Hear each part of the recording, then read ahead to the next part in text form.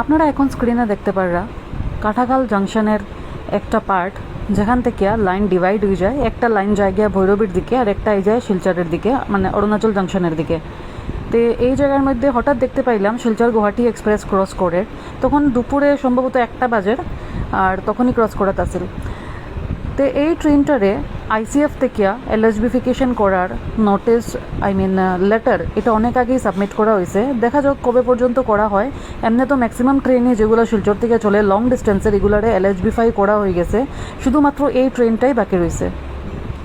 আমরা এখন বেরোইছি ভারতমালা প্রজেক্টের কাজ রেকর্ড করবার লেগে, আর শিলচর সাইরাং ট্রেন নিয়ে একটা আপডেট রেকর্ড করার লেগে। তখনই এই ট্রেনটার দেখা পাইলাম।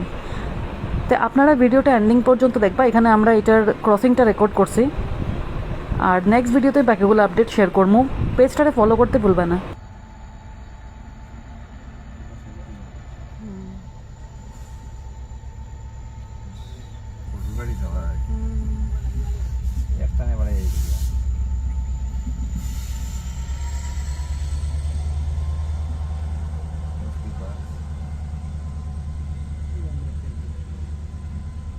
সাউন্ড প্রচুর স্পিড আছে।